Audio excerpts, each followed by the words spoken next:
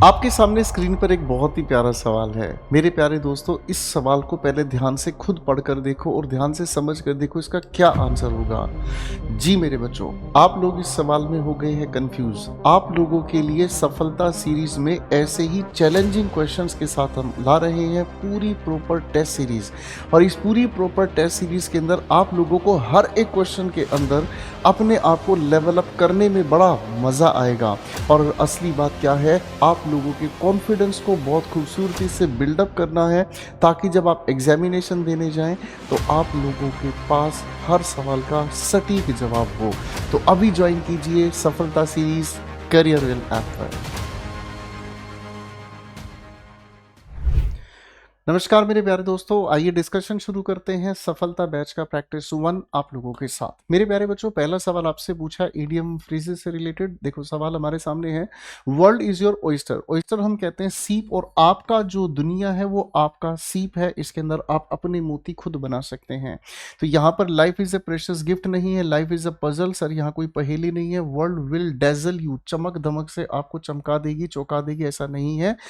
आपकी सारी की सारी अपॉर्चुनिटी आपके पास है, जो भी आप पाना चाहो, क्योंकि ये पूरी दुनिया आपका अपना ओइस्टर है। सवाल नंबर 2 की ओर बढ़ते हैं। सवाल नंबर 2 कहता है, this is an advertisement of an ice cream brand. ठीक है ना जी, आइसक्रीम ब्रांड की एक आपके सामने एक एडवर्टीजमेंट है। इसको बेसिकली पैरा जंबल में आपको जंबल्ड को ठीक करके देना है। सवाल हमारे सामने लिखा है, दैट्स वाई हमें बताने का काम करता है किसी भी चीज का रीजन। तो यहाँ रीजन की बात हमारे सामने है नहीं भाई, पहले हम रीजन नहीं बताएंगे। ब्यूटीफुली फर्म, ठीक है ना, सुंदरता से ये कड़ा है, नाइस है, सिल्की है, रेदर देन थिन। ठीक है ना जी, थिन होने की बजाय। ठीक है ना। अब यहाँ पर अगर इस लिखे हुए सवाल की बात हम कर रहे हैं तो यहाँ पर ये बताया किसके बारे में जा रहा है, नाउन नहीं तो प्रोनाउन पहले क्यों। तो हमारे सामने आगे बात आती है क्या मेरे नन्हे बच्चों, सिल्की थिक डबल आइसक्रीम, ये है इंट्रोडक्शन। तो सी की शुरुआत हमारे लिए करेक्ट आंसर बनती है। नेक्स्ट क्वेश्चन की ओर आते हैं। एफरंट, एफरंट के बारे में हमें समझना है। तो एफरंट का मतलब होता है किसी का अपमान। तो हमें इसका बताना है मेरे बच्चों एंटोनिम। सर ऑफेंस का मतलब होता है एक तरह का सिनोनिम। ये भी हम जब किसी के प्रति कोई भी अपराध करते हैं तो ये एक तरह का सिनोनिम कैसे हो गया, ये शब्द भी नेगेटिव, ये शब्द भी नेगेटिव। अब हमारे सामने आता है एक शब्द लिखा हुआ बिजारे। बिजारे का मतलब होता है जो अपने आप में बिल्कुल अजीब है, विचित्र है। इसका इस शब्द से कोई लेना देना नहीं है। एडमिरेशन का मतलब हमें समझ में आता है जब हम किसी की प्रशंसा करते हैं, और प्रशंसा करने में हम सामने वाले इंसान के लिए पॉजिटिव सोचने का काम करते हैं। Correct answer. स्नब का मतलब क्या होता है मेरे बच्चों, स्नब का मतलब हमारे सामने होता है क्या चीज, जब हम किसी भी चीज को क्या करते हैं, इग्नोर करने का काम करते हैं। तो ये भी अपने आप में बिल्कुल नहीं है। Correct answer. सवाल नंबर 4 की ओर बढ़ते हैं मेरे बच्चों। सवाल है, argue set the guest I can not tolerate this any more. ठीक है ना, मैं इसको और ज्यादा टोलरेट नहीं कर सकता। मेरे प्यारे बच्चों, रिपोर्टिंग वर्ब यहाँ पर है सेड, यहाँ आर्ग्यू के साथ लिखा हुआ है क्वेश्चन मार्क। अब इस क्वेश्चन मार्क का मतलब क्या हुआ, आपको इसे उस सेंटेंस की तरफ लेकर जाना होगा जो इससे सवाल पूछने का काम कर सके। तो यहाँ पर द गेस्ट आज सभी ऑप्शंस में लिखा है, यहाँ पर लिसनर हर है, यहाँ हिम है, यहाँ देम है, यहाँ मी है। कोई बात नहीं। अब मेरे बच्चों इस सवाल में यहाँ पर क्या मज़ेदार बात है कि किसी इंसान ने सामने वाले इंसान से पूछा कि क्या आप आर्ग्यू करना चाहते हैं इस बारे में। ठीक है ना जी, ठीक है। अब इस पॉइंट पे हमें क्या समझ में आ रहा है, गेस्ट ने पूछा है इससे, यही वो लिसनर है जिससे सवाल पूछा है, do you want to argue. तो इसके अकॉर्डिंग यहाँ पर हर बिल्कुल शी करेगा कनेक्ट। ठीक है ना जी। यहाँ पर हिम और दे आपस में रिलेटेबल नहीं है, देम और ही रिलेटेबल नहीं है, मी और शी रिलेटेबल नहीं है। तो प्रोनाउन के बेसिस पर करेक्ट आंसर हमारे सामने ए फॉर एप्पल बन जाता है। सवाल नंबर 5 की ओर बढ़ते हैं मेरे बच्चों। लिखा है keep your powder dry. Keep your powder dry का मतलब क्या होता है मेरे बच्चों, इसका मतलब होता है जैसे आप किसी भी युद्ध में जब जाते हैं तो आपके पास अपना बारूद, अपना गन पाउडर आपको हमेशा तैयार रखना है। सूखा रहेगा तभी वो चल पाएगा, गीला हुआ तो वो कोई काम का नहीं। तो आप इसके लिए क्या करेंगे, आप इसके लिए अपने आप को तैयार रखेंगे। तैयार करने की क्या है बातचीत, to stay prepared for possible trouble और चैलेंजेस।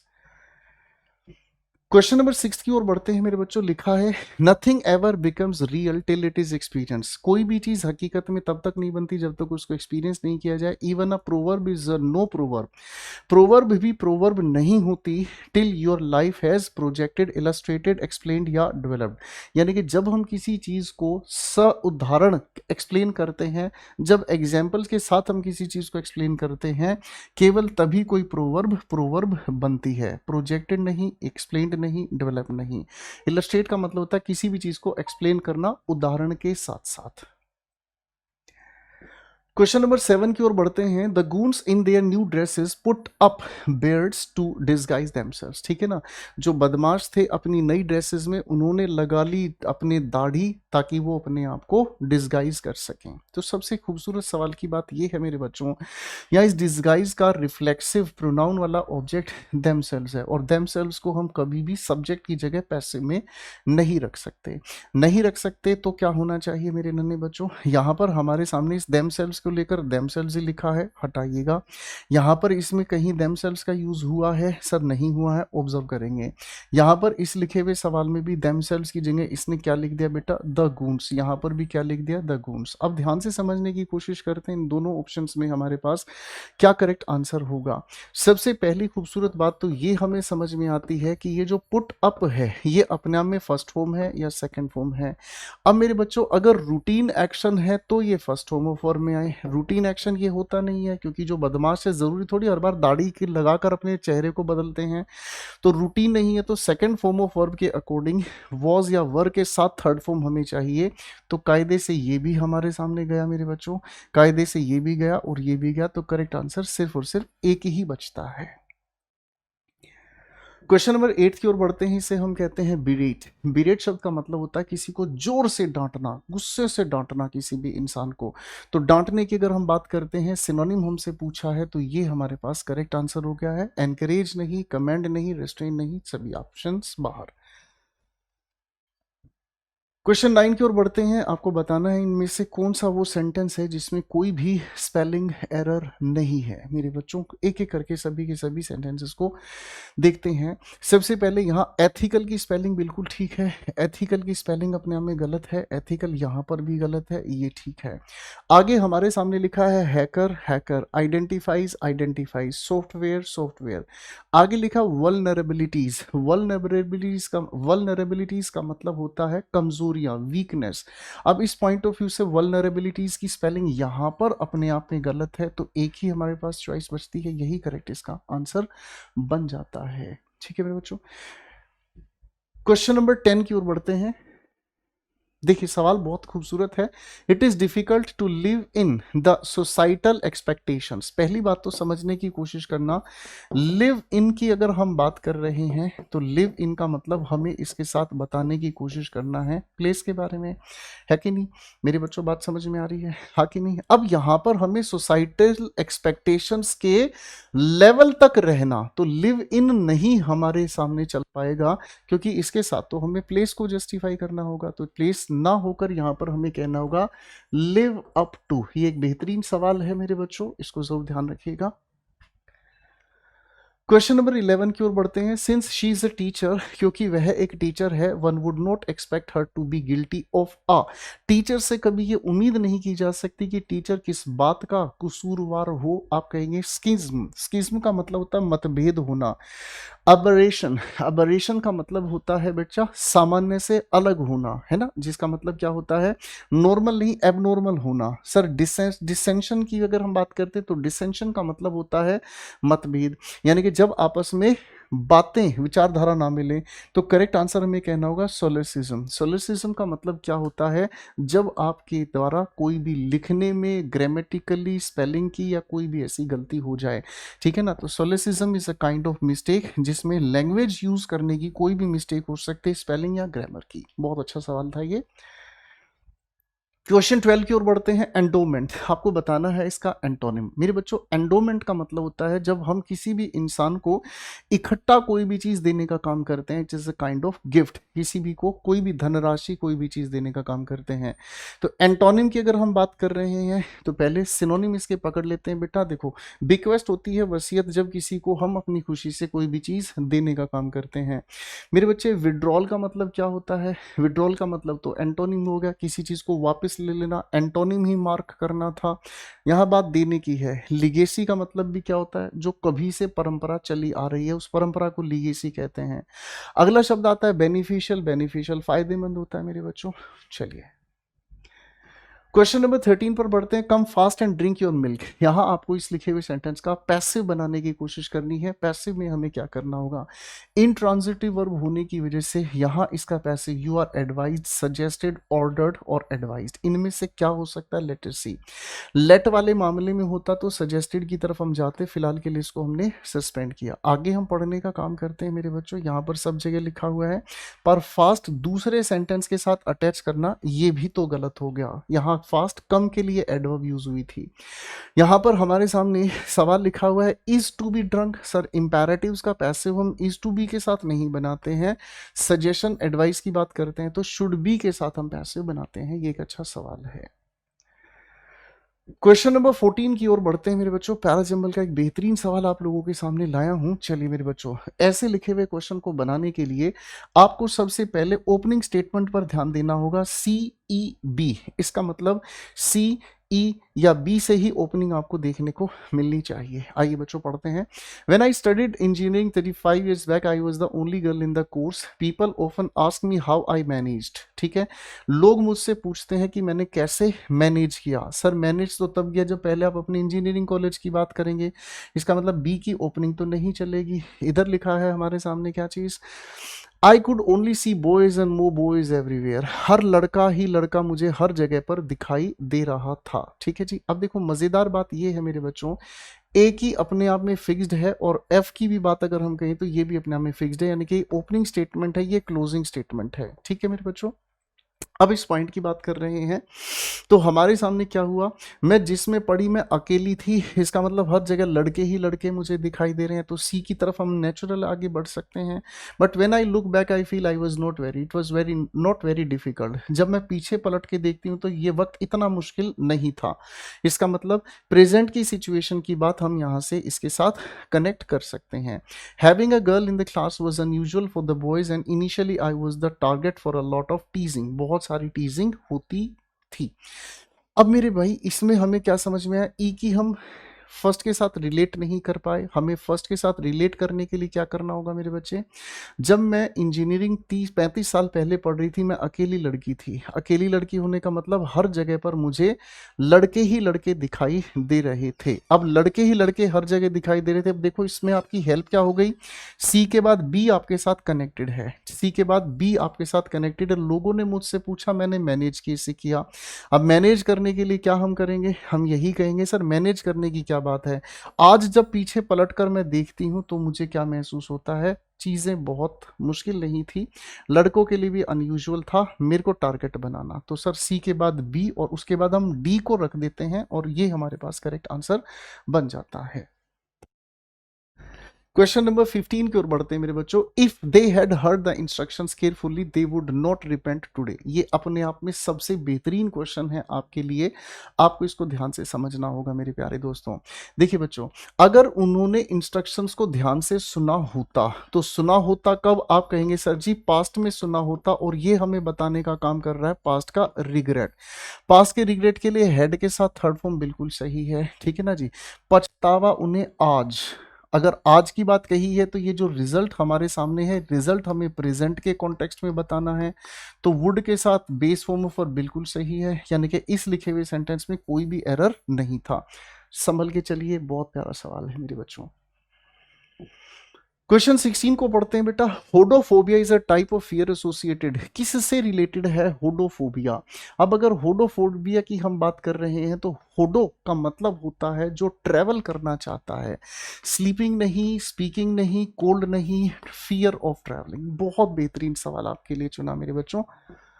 क्वेश्चन 17 पर आते हैं। चेस्ट, आपको बताना है इसका सिनोनिम। चेस्ट हम उस इंसान को कहते हैं जो पवित्र होता है, जिसने कोई भी फिजिकल एक्टिविटी, फिजिकल या सेक्सुअल एक्टिविटी किसी के साथ नहीं की है, तो ये होता है अपने आप में पवित्र। सिनोनिम की अगर हम बात कर रहे हैं तो सिनोनिम के लिए एक ही शब्द यहां देखने को मिलता है जो वर्चू से भरा हुआ है, वर्चुअस। करेक्ट आंसर होगा। अब ल्यूड होता है हमारे सामने कौन, जो सेक्सुअली एक्टिविटीज के अंदर इन्वॉल्व होता है, ठीक है ना। हिंदी में चरित्रहीन मिलेगा। टेंटेड, जिसके ऊपर धब्बा लगा हो। टर्मिनेट, जिसको आपने पूरी तरीके से क्या कर दिया हो, आपने उस काम को, you brought the thing to end. तो चलते हैं क्वेश्चन नंबर 18 की ओर। बहुत प्यारा खूबसूरत सवाल है। You think you are a genius said Prateek. Prateek ने किसी से ये सवाल पूछा है। अगर किसी सेंटेंस की शुरुआत में यू थिंक, यू से, यू फील देखने को मिलता है तो ऐसा लिखा हुआ स्टेटमेंट हमेशा क्लोज एंडेड स्ट्रक्चर यानी कि एक सवाल पूछने का काम करता है। अब सवाल पूछ रहा है तो सेड की बात नहीं, कंफर्म किसी चीज को हम कर नहीं रहे। कंफर्म अपने आप में असर्टिव स्टेटमेंट में जाता है बेटा। तो Prateek asked, Prateek wanted to know from her. यहां पर लिसनर है हमारे सामने मी, यहां पर लिसनर है हमारे सामने हर। अब अगर इस मी के अनुसार यहां आई होता तो ये करेक्ट आंसर होता। यहां पर इस हर के अनुसार जाएंगे तो यहां पर शी अपनी जगह सही है, तो करेक्ट आंसर डी है। एक बेहतरीन सवाल था ये, आप लोगों ने यकीनन गड़बड़ कर दी हो गई। क्वेश्चन 19 की तरफ बढ़ते हैं मेरे बच्चों। The miracle of resurrection is not medically proven. Resurrection का मतलब होता है पुनः अपने शरीर को पा लेना। अगर कोई मृत्यु के बाद दोबारा शरीर पा लेता है उसे रिजरेक्शन कहा जाता है। अब रिजरेक्शन की करेक्ट स्पेलिंग आपको बतानी है मेरे नन्हे बच्चों।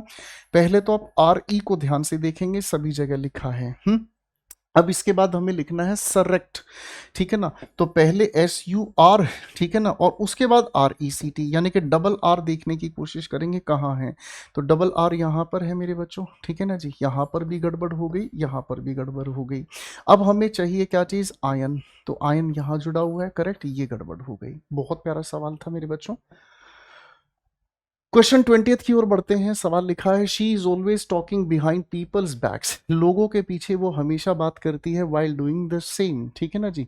जब वो ऐसा करती है तो इसके लिए क्या इडियोमेटिक एक्सप्रेशन हमें क्या करना होगा, है ना। तो किसी इंसान ने क्या कहा, उसी के पीछे उसी के बारे में कुछ कुछ बुरा कह देना, इस चीज को हम क्या कहते हैं, black mark against someone. Black mark against someone का मतलब क्या होता है, इसका मतलब होता है मेरे बच्चों जब हम किसी के ऊपर कलंक लगाते हैं, धब्बा लगाते हैं।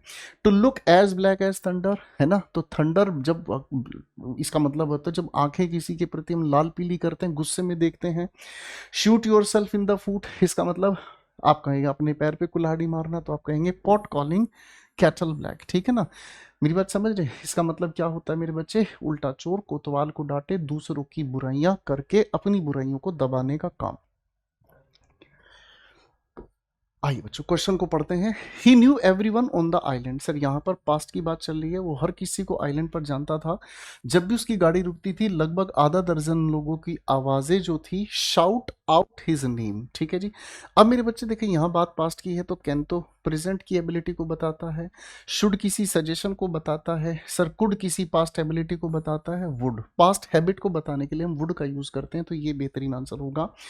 Policeman agriculture labours of social low, social लिखा है low social status and priest waved, हाथ हिलाते थे, मुस्कुराते थे जब भी वो वहां से जाता था। तो नोर तो नेगेटिव के लिए है, सो परिणाम के लिए है, सो और द सिमिलर ट्रीटमेंट है, एज का मतलब जैसे ही, समय को बताने वाला ये शब्द है। आगे लिखा है everyone greeted him as a brother, हर कोई उसे भाई की तरह से नमस्कार करता था, सर अभिवादन करता था। They respected his honesty and belligerence and above all they adored his typically Greek scorn and fearlessness when dealing with any blank of government. Any एक डिटर्मिनर है जो कि नाउन के साथ आएगा, नाउन के साथ आएगा तो प्रेपोजिशन डिस्कशन से बाहर हुआ। सर यहाँ फोरम होता है जहां से आप कोई भी किसी के सामने अपना विचार रखते हैं, वो प्लेटफॉर्म, ये नहीं है। फॉर्म का मतलब टाइप होता है, फार्म तो अपने आप में जमीन होती है या फिर खेती वाली जमीन होती है। Any form of government red tape, ठीक है जी। रेड टेप का मतलब लाल फीताशाही। On arrival two of our cases containing linen and other things, दो केसेस हमारे जब वहां पर आते हैं, had been blank by customs. Customs क्या करेगी, कंट्रीब्यूट नहीं करेगी। कंसील का मतलब छिपाना, कन्फिस्केट करेगी, क्योंकि कन्फिस्केट का मतलब होता है जब्त करना, जब्त कर लिए गए हैं ये दो चीजें। ऑन द क्यूरियस ग्राउंड, उन्हें शक था उस ग्राउंड पर, ये दो चीजें जब्त कर ली हैं कस्टम्स ने, दैट दे वर मर्चेंडाइज, सो कि ये व्यापार का तैनात मतलब व्यापार के तहत ये चीज आई हैं। So when we moved out of the villa, जब हम विला की तरफ पहुंचे, and the problem of bed linen arose, mother ने बताया स्पायरो को, किसके बारे में बताया, अबाउट कहेंगे, ना कि विद इन, ना कि फ्रॉम, ना कि बिहाइंड। तो मेरे प्यारे दोस्तों, ये आप सभी के आंसर्स हैं। अब मूक टेस्ट का एनालिसिस आप लोगों को करना है। जिस तरीके के क्वेश्चंस आप लोगों से गलत हुए हैं, उन्हीं टॉपिक्स को आप अपने बैचेस से पढ़े हुए कंटेंट को, क्लास नोट्स को रिवाइज करेंगे, ठीक है। बेस्ट विशेष, मिलते हैं अगले मूक में। मेहनत कीजिएगा, लगन से अपनी आगे सक्सेसफुल होइएगा। Thank you so much.